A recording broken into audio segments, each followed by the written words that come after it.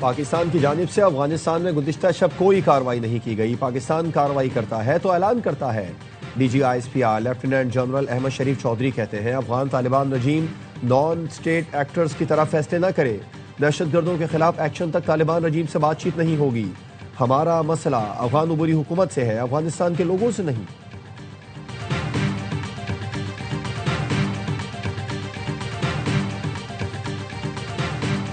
Security forces کا بنو میں انٹیلیجنس بیسڈ آپریشن 22 خارجی دہشت گرد جہنم واصل۔ آئی ایس پی آر کا کہنا ہے سیکیورٹی فورسز نے بھارتی پراکسی فتنہ خوارج کے دہشت گردوں کی موجودگی کی اطلاع پر کارروائی کی، خارجیوں کے ٹھکانے کو مؤثر انداز میں نشانہ بنایا۔ صدر، وزیر اعظم اور وزیر داخلہ کا سیکیورٹی فورسز کو خراج تحسین۔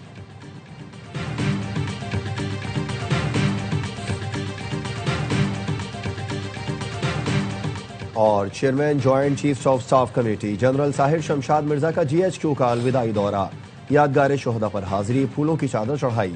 جنرل ساحر شمشاد مرزا کو گارڈ آف آنر پیش کیا گیا۔ ساحر شمشاد مرزا کی فیلڈ مارشل عاصم منیر سے الوداعی ملاقات۔ فیلڈ مارشل نے جنرل ساحر شمشاد مرزا کی قیادت اور مسلح افواج کے لیے خدمات کو سراہا۔ جنرل ساحر شمشاد مرزا نے ایئر ہیڈ کوارٹرز کا بھی الوداعی دورہ کیا۔ جنرل ساحر شمشاد مرزا کی air chief marshal Zaheer Ahmed Babar Sidhu سے ملاقات۔ اور صدر زرداری سے ایرانی سپریم سیکیورٹی کونسل کے سیکریٹری علی رارجانی کی ملاقات، دو طرفہ تعلقات، باہمی دلچسپی کے امور پر تبادلہ خیال۔ صدر مملکت نے کہا اسلام آباد اور تہران کے درمیان مسلسل روابط باہمی تعلقات میں مثبت پیش رفت کی علامت ہے۔ ہمسایہ ممالک کے درمیان تعاون نہایت اہم اور دونوں اقوام کے مفاد میں ہے۔ صدر کا ایران کے لیے پاکستان کی سیاسی اور سفارتی حمایت کا اعادہ۔ اسلام آباد کچہری خودکش دھماکے کی منصوبہ بندی، افغانستان میں نور ولی محسود نے کی۔ خودکش بمبار عثمان شنواری ننگرہار کا شہری تھا۔ سیکیورٹی سخت ہونے کی وجہ سے حملہ آور ہدف تک نہیں پہنچ سکے۔ وزیر اطلاعات عطا طاہر کی نیوز کانفرنس، بتایا ساجد اللہ عرف شینا خودکش بمبار کا ہینڈلر تھا، اسی نے محمد زالی اور کامران کو ہائر کیا۔ ساجد اللہ نے اگست میں افغانستان میں نور ولی کے کمانڈر داد اللہ سے ملاقات کی۔ ساجد اللہ اور عثمان شنواری مل کر مختلف مقامات کی ریکی کرتے تھے۔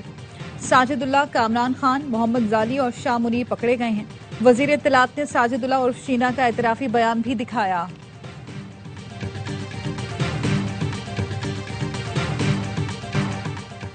افغانستان میں مقیم باجوڑ کے رہائشی داد اللہ نے ہمیں خودکش حملے کی پلاننگ سے آگاہ کیا۔ اسی نے پشاور کے قبرستان میں خودکش جیکٹ پہنچائی۔ خودکش جیکٹ اسلام آباد میں راجپوت سینٹر کے قریب نالے میں چھپائی گئی۔ ملزم ساجد اللہ کا اعترافی بیان، کہا پیغام دیا گیا کہ آپ کے پاس عثمان نامی خودکش حملہ آور آئے گا۔ حملہ آور میرے پاس آیا جو 1-2 دن میرے ساتھ رہا۔ محمد زالی نے بلا کر کہا عثمان نے ہمیں G11 کی لوکیشن دی ہے۔ عثمان کو ہم نے خودکش جیکٹ دی اور وہ اسلام آباد کچہری چلا گیا۔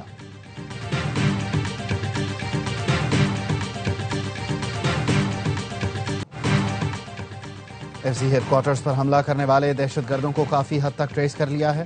دہشت گرد جس علاقے سے آئے تھے وہاں بھی پہنچ جائیں گے۔ آئی جی خیبر پختونخوا ذوالفقار حمید کا کہنا ہے فوٹوگراف اور فنگر پرنٹس نادرا کو بھجوا دیے گئے۔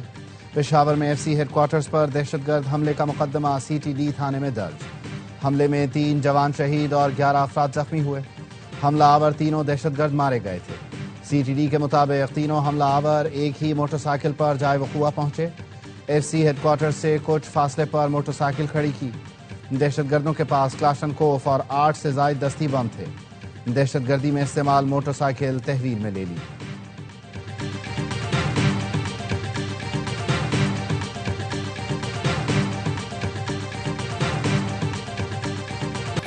سیکیورٹی فورسز کا بنو میں انٹیلیجنس بیسڈ آپریشن، 22 خارجی دہشت گرد جہنم واصل۔ آئی ایس پی آر کا کہنا ہے سیکیورٹی فورسز نے بھارتی پراکسی فتنہ خوارج کے دہشت گردوں کی موجودگی کی اطلاع پر کارروائی کی، خارجیوں کے ٹھکانے کو مؤثر انداز میں نشانہ بنایا۔ صدر، وزیر اعظم اور وزیر داخلہ کا سیکیورٹی فورسز کو خراج تحسین۔ صدر زرداری نے کہا بھارتی پشت پناہی میں سرگرم خوارج کا قلع قمع ریاست کی اولین ترجیح ہے۔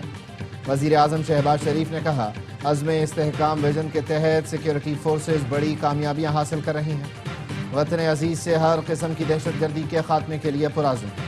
محسن نقوی نے کہا فتنہ ہندوستان اور ان کے سہولت کاروں کو کہیں بھی چھپنے نہیں دیا جائے گا۔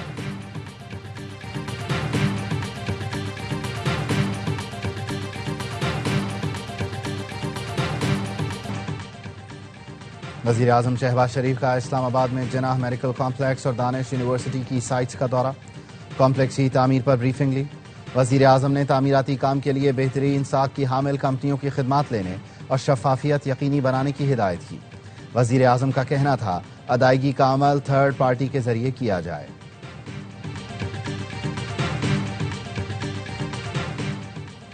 نائب وزیر اعظم اسحاق ڈار سے ایرانی سپریم قومی سلامتی کونسل کے سیکرٹری کی ملاقات۔ نائب وزیر اعظم اسحاق ڈار اور ڈاکٹر علی لاریجانی نے برادرانہ تعلقات کو مزید وسعت دینے پر اتفاق کیا۔ ترجمان دفتر خارجہ کا کہنا ہے ملاقات میں اہم عالمی اور علاقائی امور پر غور کیا گیا۔ دفتر خارجہ پہنچنے پر نائب وزیر اعظم اسحاق ڈار نے علی لاریجانی کا استقبال کیا۔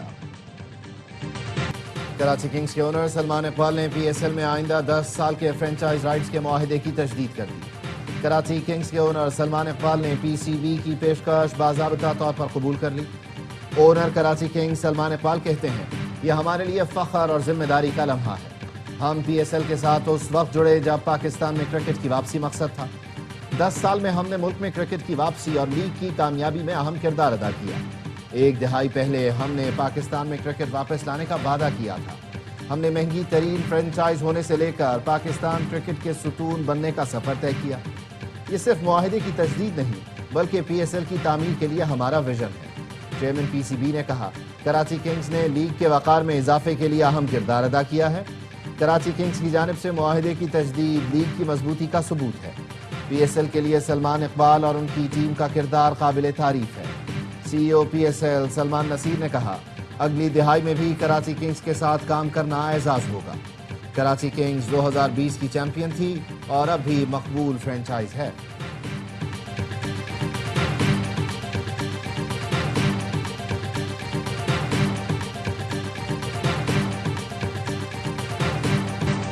بانی پی ٹی آئی کا ایکس اکاؤنٹ جیل سے نہیں چلایا جا رہا، ان کا ایکس اکاؤنٹ جیل کے باہر سے کوئی آپریٹ کر رہا ہے۔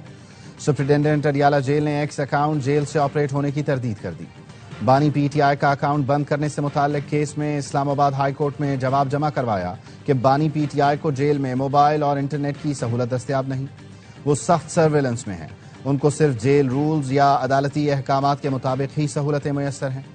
سپرنٹینڈنٹ اڈیالہ جیل نے موقف اپنایا، بانی کی سیاسی ہدایات نے ماضی میں کئی موقعوں پر معاشرے میں تشدد کو ہوا دی۔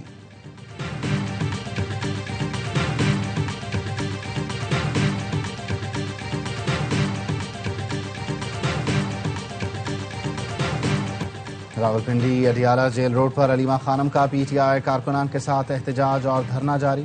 سڑک کی بندش سے اسکول وینز ایمبولینسز بھی ٹریفک میں پھنس گئیں۔ اڈیالہ جیل روڈ پر علیمہ خانم کا پی ٹی آئی کارکنان کے ساتھ احتجاج اور دھرنا، اسکول وینز میں سوار بچے 3 گھنٹے سے زائد پھنسے رہے۔ وین ڈرائیوروں کا کہنا ہے بچے اور ان کے گھر والوں کو پریشانی کا سامنا کرنا پڑا۔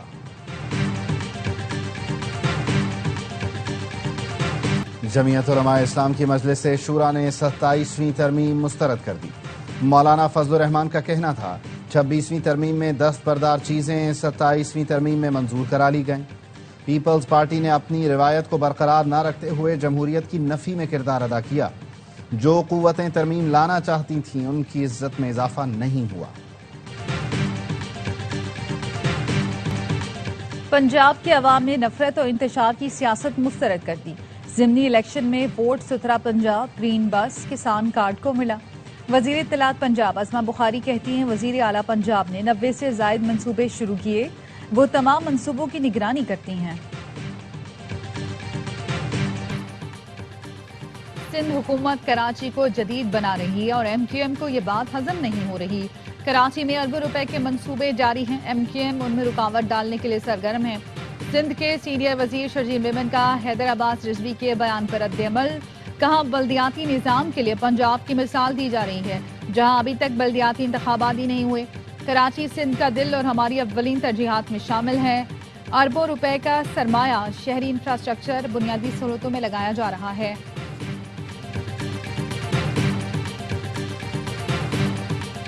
اس وقت امن ہمارا سب سے بڑا مسئلہ اور پہلی ترجیح ہے۔ امن بحالی کے بغیر ترقی اور خوشحالی ممکن نہیں۔ وزیر اعلیٰ کے پی سہیل آفریدی کی محمد کے عمائدین کے وفد سے ملاقات میں گفتگو، کہا انضمام کے وقت 10 سال کے لیے 1000 ارب روپے دینے کا وعدہ پورا نہیں کیا جا رہا۔ صوبائی حکومت کے اربوں روپے کے بقایا جات اب بھی وفاق کے ذمہ واجب الادا ہیں۔ عمائدین نے کہا ہم امن اور صوبائی حقوق کے حصول کی جدوجہد میں وزیر اعلیٰ کے ساتھ کھڑے ہیں۔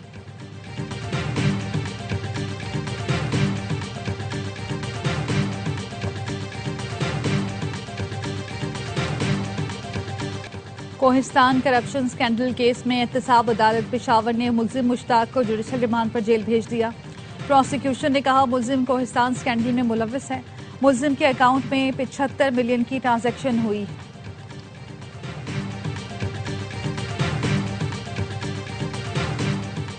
محکمہ ریونیو بلوچستان میں 1 ارب 80 کروڑ روپے سے زائد کی مالی بے ضابطگیوں کا انکشاف۔ آڈٹ کے دوران 1 ارب 42 کروڑ کے اخراجات میں بے ضابطگی پائی گئی۔ مختلف کمپنیوں کو 5 کروڑ 87 لاکھ سے زائد کی اضافی ادائیگیاں کی گئیں۔ ٹیکسوں اور ڈیوٹیز کی مد میں 31 کروڑ 50 لاکھ کی وصولی نہیں کی گئی۔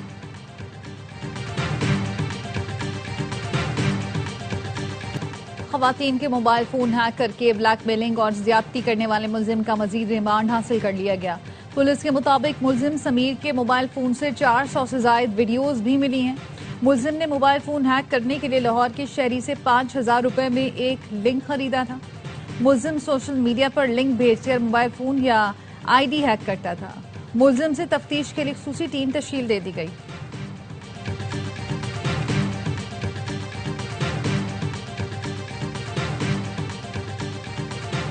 خواتین پر تشدد کے خاتمے کا عالمی دن۔ اقوام متحدہ کی رپورٹ کے مطابق گزشتہ سال 83,000 خواتین اور لڑکیوں کو قتل کر دیا گیا۔ 60% خواتین کو ان کے قریبی ساتھیوں یا خاندان کے ارکان نے ہی ہلاک کیا۔ صدر مملکت آصف علی زرداری نے اپنے پیغام میں کہا خواتین پر تشدد انسانی حقوق کی سنگین خلاف ورزی ہے۔ وزیر اعظم شہباز شریف نے کہا حکومت خواتین پر تشدد کی روک تھام کے لیے سرگرم ہے۔ وزیر داخلہ محسن نقوی نے کہا خواتین پر ہر طرح کا ظلم روکنا اجتماعی ذمہ داری ہے۔ بلاول بھٹو زرداری نے کہا خواتین پر تشدد انسانی وقار پر حملہ اور معاشرے کی اخلاقی ناکامی ہے۔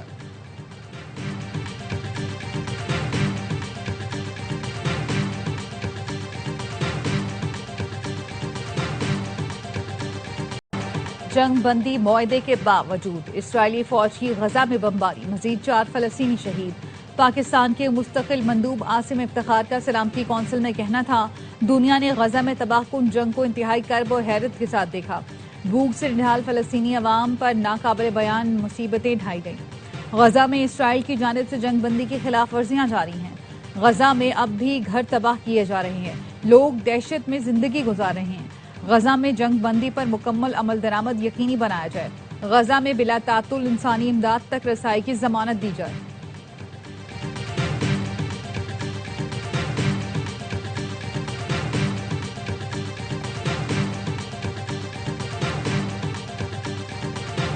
ملک کے بالائی علاقوں میں سردی رنگ دکھانے لگی۔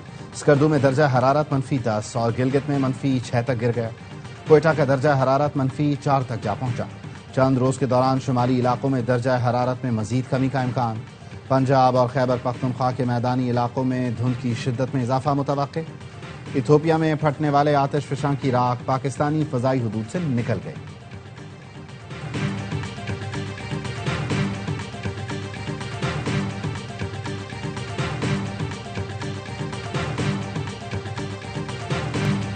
ٹرائی سیریز کے فائنل میں پاکستان سے کون ٹکرائے گا؟